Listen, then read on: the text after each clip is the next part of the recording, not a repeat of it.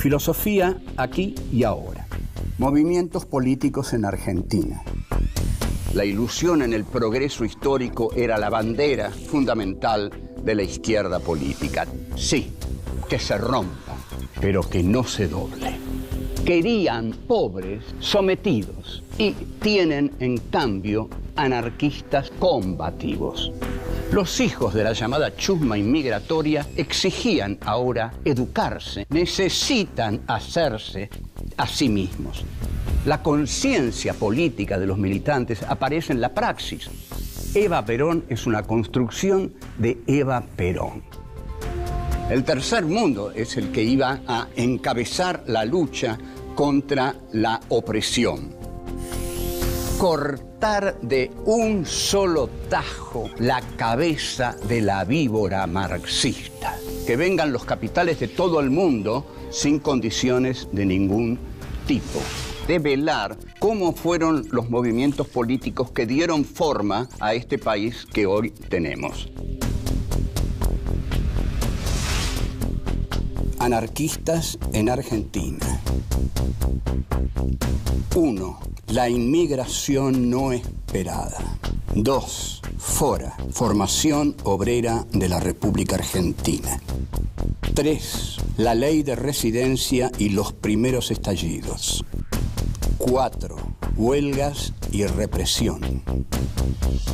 La inmigración no esperada.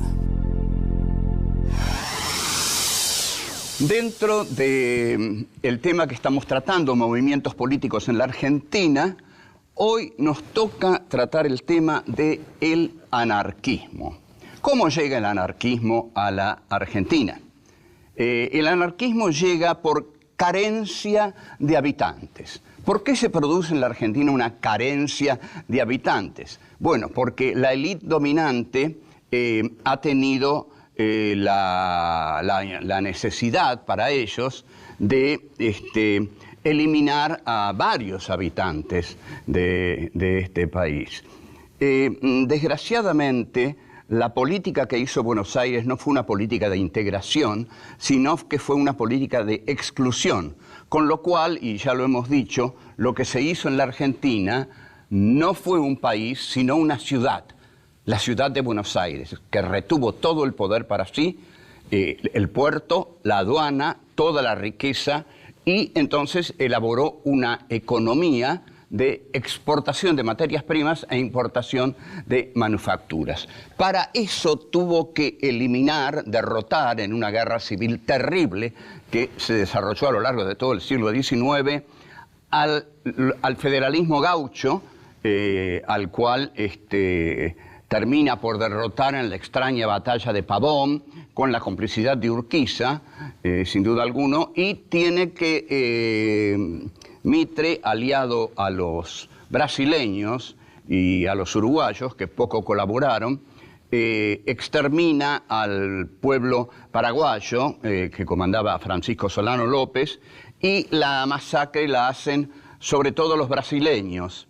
Y también la obstinación de Solano López de pelear hasta un extremo demasiado extremado, porque mandaba finalmente a chicos de 8 años con bigotes pintados, que eran fácil presa de la furia brasileña y del ejército mitrista. Entonces, quedan liquidados los gauchos del interior, quedan liquidados los negros, que eran la vanguardia del ejército mitrista en la guerra del Paraguay. Los mandaba adelante y así los mataban a todos. Y luego, con la campaña de Roca, la llamada conquista del desierto, que Roca, con bastante poca piedad, aniquila a todos los pueblos originarios durante esa campaña del desierto, con rifles Remington, con cañones Krupp contra lanzas, pobres lanzas de los indios. Hay una frase de Estanislao Ceballos, uno de los hombres del 80, uno de los hombres más venerados por el liberalismo argentino, que con todo candor dice una verdad terrible.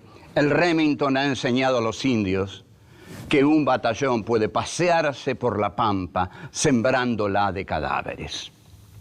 Esto aprendieron los indios con el Remington. Entonces, En resumen, Buenos Aires, para fortalecerse en la hegemonía total del país, ha tenido que exterminar a todos aquellos que se le oponían, con la complicidad de Urquiza y la exterminación del Paraguay, de todas las montoneras del federalismo gaucho, de los negros y de los pueblos originarios de la Patagonia. Queda solamente Buenos Aires. Entonces, Alberdi, que ya había dicho gobernar es poblar, e Ignacio Anzoátegui, que era un nacionalsocialista, un nazi argentino, en un libro que publica, en el capítulo sobre Alberdi lo empieza diciendo: dijo gobernar es poblar y nunca se casó. Bien, entonces, ¿qué es lo que queda? Bueno, hace rato que se les había ocurrido la idea de traer inmigrantes de Europa. En el Facundo de Sarmiento se expresa qué inmigrantes quiere Sarmiento. Quiere daneses. Y pone el ejemplo de la colonia danesa y pone el ejemplo de las cortinitas, que están muy prolijas con sus ganchitos y que todo está limpio y que todo está hermoso en la colonia danesa. Pero no vienen daneses. Los inmigrantes que vienen son ácratas, anarquistas, polacos, judíos, italianos, rusos, en fin. Yo diría que llegamos todos nosotros a este país, que venimos a reemplazar a los que los molestaban antes. Si antes los molestaban los indios, los gauchos y los paraguayos y los negros, ahora llega otra expresión del afuera, porque el adentro es Buenos Aires. Buenos Aires siempre se siente dueña de la Argentina, dueña del adentro que es la Argentina. Todavía no ha fabricado una identidad nacional como para oponerle a esta inmigración ultramarina que viene del otro lado del océano. Esta chusma ultramarina, como le dicen tan delicadamente siempre los hombres de Buenos Aires. ¿A dónde llega la chusma ultramarina? ¿Dónde la ponen los elegantes hombres de la élite del 80, tan elogiada por nuestros prohombres de nuestra ilustrada derecha? Ya vamos a ver a dónde llegan los pobres inmigrantes. Volvemos. 2. Fora, Formación Obrera de la República Argentina. Llegan los inmigrantes, llegan del afuera y llegan al adentro. Y el adentro pertenece a los prohombres de la patria. Llegan al hotel de inmigrantes. Se ha hecho un hotel para recibirlos. Y en ese hotel hay algunos carteles. Por ejemplo, hay algunas consignas que dicen: en este país al que usted llega, como en todos los países, hay vencedores y vencidos. Con lo cual les está diciendo que ellos llegan ya como vencidos al país de los vencedores. Usted se va a alojar en este hotel los días que sea necesario. Si tiene que dormir en el suelo, no será la primera vez que lo haga. O sea, hágalo, duerma en el suelo. Los inmigrantes llegan a un país que los recibe de un modo hostil y que los llama para que trabajen. Porque en realidad los dueños de este país no tenían el hábito de trabajar. Total, ¿para qué van a trabajar en un país que la tierra es tan fértil, las vacas están por todos lados, el trigo crece? Bueno, las élites gobernantes no quieren trabajar, entonces traen a los inmigrantes para que trabajen. No les tienen miedo a los inmigrantes en un primer momento, aunque les parecen unos grasas europeos y hubieran querido que viniesen ingleses, alemanes, franceses, pero aquellos tenían mejor trabajo en Europa. Entonces aquí viene la desgracia de Europa, los hambrientos de Europa, y son utilizados para trabajar en trabajos deleznables. Ahora bien, los anarquistas, cuando advierten esto, se unen en la primera organización sindical poderosa que va a hacer frente al maltrato de la élite dominante de Buenos Aires. Es la Fora. Estos anarquistas que se unen en la Fora traen ideas desconocidas en la República Argentina. Y por primera vez se empieza a dar la formación de una comunidad obrera en la Argentina, cosa que no existía antes, porque los gauchos no eran obreros, eran gauchos, iban a caballo, no había fábricas donde trabajaran. Ahora empieza a haber algunas fábricas, pero a muchos los mandan al campo. Pero el campo comienza a industrializarse, pero para el campo. Es decir, se importan maquinarias destinadas a el trabajo con el campo, a enviar trigo y a enviar ganado a Europa. Las clases dominantes se ven muy alarmadas por un hecho que ocurre en 1871 en París, que es la Comuna de París. Hay un texto notable de esto en Marx, que es Las guerras civiles en Francia, que es el que mejor narra este hecho. Los obreros se levantan en la Comuna de París, Francia está en guerra con Prusia, con Alemania, con su ministro de acero Bismarck, y Francia está siendo derrotada en esa guerra. Pero fíjense qué interesante. Alemania y Francia se unen porque hay una revuelta socialista en Francia, en París. Entonces se reúnen y dicen, bueno, caramba, nosotros tenemos diferencias, pero son diferencias entre señores burgueses, como somos nosotros. Pero no podemos permitir que la hidra marxista esté creciendo en París y no hacer nada. Suspendamos la guerra. Se suspende la guerra y el señor Thiers, que era el primer ministro de París, incluso con ayuda de tropas alemanas, asesina a 33.000 obreros aplastando la Comuna de París. Con lo cual vemos que la cuestión nacional entre Alemania y Francia queda de lado cuando aparece la cuestión social. No, entre nosotros no. Es más grave aquello. Señor Thiers, por favor, actúe. Thiers actúa y mata a 33.000 obreros. Bueno, volvemos enseguida. 3. La ley de residencia y los primeros estallidos. Para que tengamos una idea de cómo afectaba la llegada de la inmigración en la élite dirigente porteña, hay un texto de Miguel Cané, el que redactó la Ley de Residencia de 1902, texto cruel. Miguel Cané, de quien todos hemos leído inocentemente, juvenilia, en el colegio secundario. Miguel Cané, bibliografía obligatoria. Entonces, este señor tan puro que todos tuvimos que leer juvenilia y decir, qué lindo librito, qué encantador, qué encantadora persona debe haber sido Miguel Cané. Bueno, no, era un paranoico en todo el sentido de la palabra.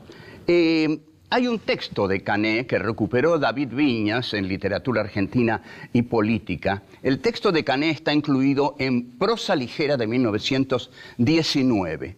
Es un texto en el que Cané imagina cómo la marea roja, que él ya había vivido en Europa, la marea roja, la ola roja, el terror, ¿no? 1919 además ya estalló la Revolución Rusa y la ola roja ya es una presencia en el mundo. Entonces, lo que tiene miedo Cané es que la marea, esa marea roja, llegue a Buenos Aires como invasión.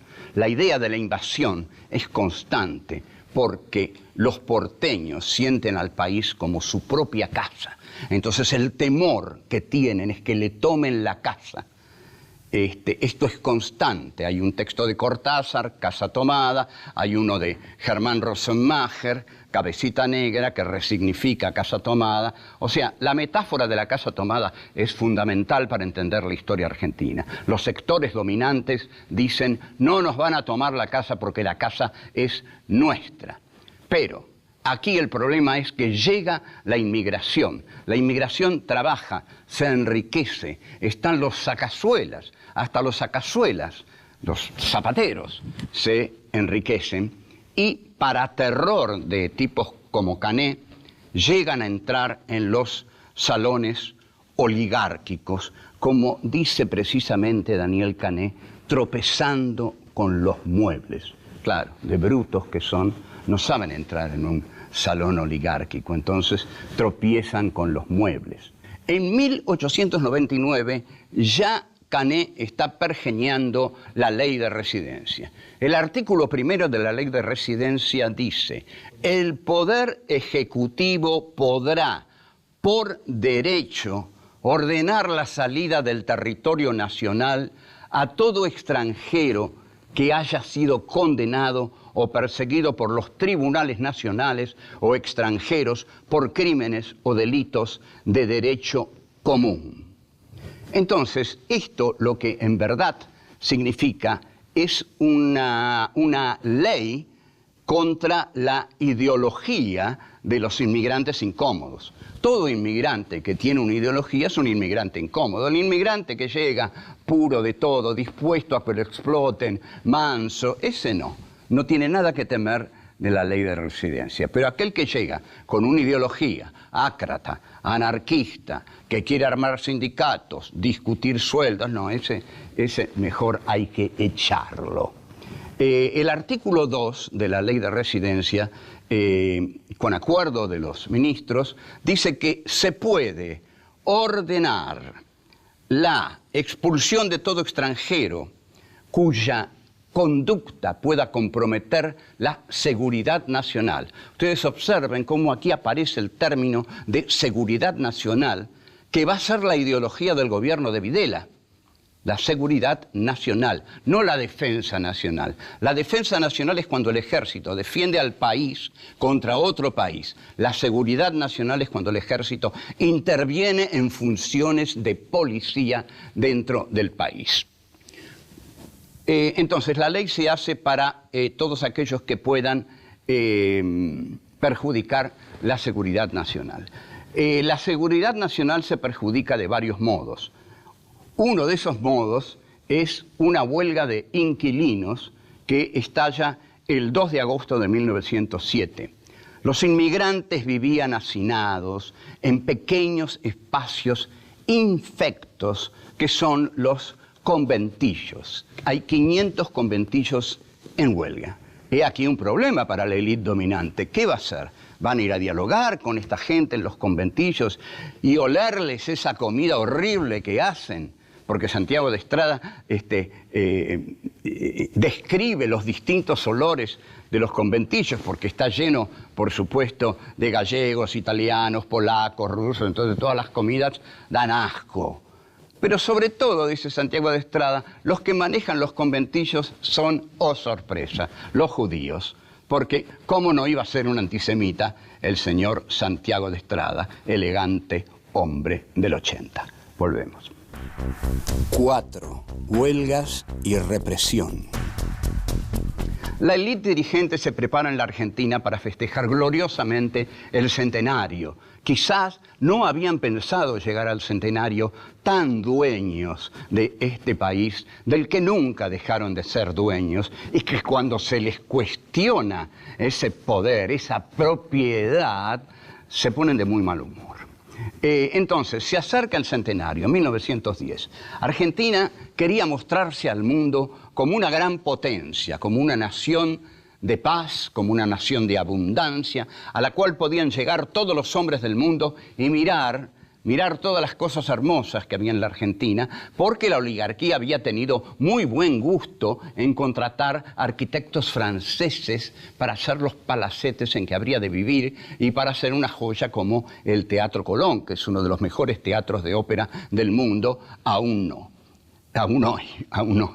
Pero la Fora decide otras cosas. La Fora decide conmemorar combativamente el 1 de mayo de 1909, que es el Día del Trabajador. Ese día, un héroe anarquista, alguien que va a pasar al bronce del anarquismo y que es Simón Radovítsky, arroja una bomba contra el carruaje de Ramón L. Falcón, meses después de una de las tantas represiones que ordenó el supercomisario Falcón. Falcón muere en ese atentado y también muere su secretario Juan Lartigot. El héroe de la derecha es un señor especializado en un tema literario poco conocido, aunque muy usado por los políticos, la arenga política. Manuel Carles tenía una verba florida, inflamada, que era capaz de levantar hacia la violencia contra el enemigo, contra el otro, contra el abominable, contra lo absolutamente otro, o sea, los anarquistas, porque decía frases como: os voy a dirigir la palabra rápida como tiro de fusil. ¡Oh, qué macho que era Carles! ¡Caramba! ¿Quién no va a la guerra después de eso? Bueno, Carles crea el grupo la Liga Patriótica, que son chicos bien, digamos, chicos de las clases altas que integran la Liga Patriótica para luchar denodadamente contra esta chusma inmigratoria que invade la Argentina. En 1919 estalla lo que se llama la Semana Trágica. Fue una semana trágica. Ahora, lo que estamos tratando aquí, en lo hondo, en lo profundo, son los intentos de la oligarquía argentina para incorporar a una inmigración que le es demasiado arisca para lo que ellos pretendían.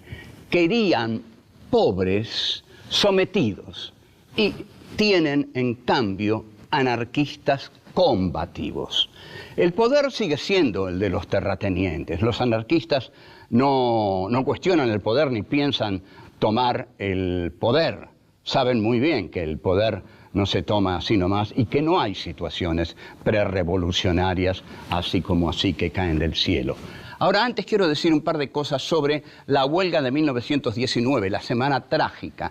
Fue una huelga que estalló en los talleres Bacena y pararon cerca de 2.000 obreros. Y hay un chiste, es un chiste, pero todo chiste es conceptual, trae un concepto, y este chiste ya lo creo.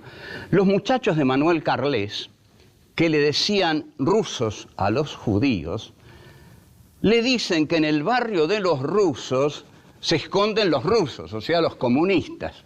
Entonces hacen el primer pogrom argentino. Esto es bueno que lo sepa la comunidad judía, que el primer pogrom argentino lo hicieron los niños de la oligarquía. El anarquismo en la huelga de Bacena es derrotado porque Irigoyen le da mano libre al general de Lepiane, que arrasa con la huelga del anarquismo. Poco tiempo después estalla otra huelga terrible en la Patagonia, en el sur del país, donde sobre todo se da la cría del ganado bovino, la esquila de las ovejas.